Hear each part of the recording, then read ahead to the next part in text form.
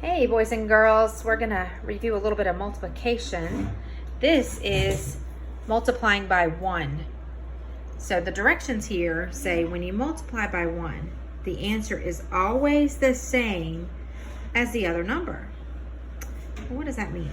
Like if we have one set of 2, we still have 2, right? If we have one set of 2, I don't know, gumballs, then we still just have 2. If I have one set of 2 pins, I still just have 2 pins.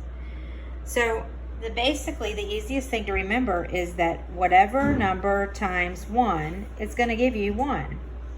Like 1 times 1 is 1. 1 times 2, the answer will be 2. 1 times 3, the answer will be 3. 1 times 4, the answer will be 4. 1 times 5 is 5.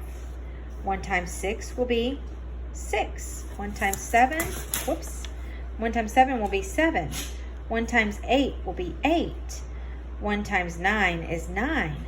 1 times 10 is 10.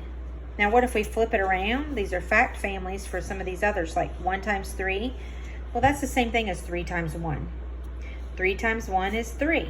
9 times 1 is 9. 4 times 1 is 4. 7 times 1 is 7. 2 times 1 is 2. So the big rule with the 1 times tables is to remember whatever number is multiplied by 1, the answer is going to be that number. What about 1 times 0? Or 0 times 1? Well, in that case, the answer is going to be 0. Any number times 0 is always 0. But any number times 1 is always that number. Like 1,555 times 1.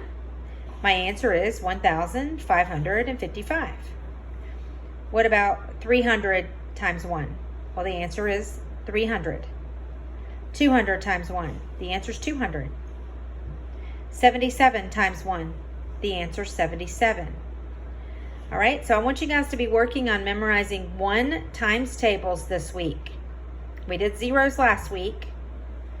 This week we're going to do the 1 times tables. You can look online for a chart of these if you need to. You can use this, what I'm showing you right now, to help. But as long as you remember that any number times 1 is going to be that number, you should be great. These are easy, and it's just practice to help you start getting ready for 3rd grade, where you're going to be learning all the times tables. All right, so work on these when you have time. Think about them. You might draw arrays that show this, or you could do it on a checkerboard like we've been doing. You could do it on Connect 4. You could lay this out also on, using chalk outside. You could use marbles to lay this out.